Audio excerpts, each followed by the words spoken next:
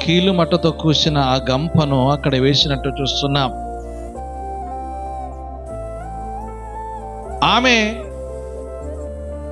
వేడేమి కాదు, మోషే యొక్క అక్కను దూరము నుండి చూచుట కొరకు కాపలగా పెట్టినట్టుగా చూస్తున్నాం.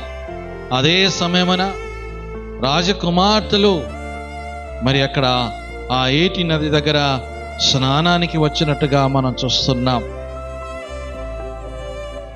మరి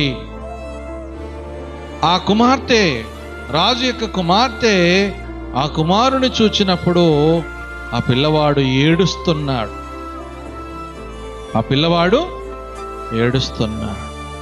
ఏడవడం, ఆ కుమారుడు ఏడవల వలన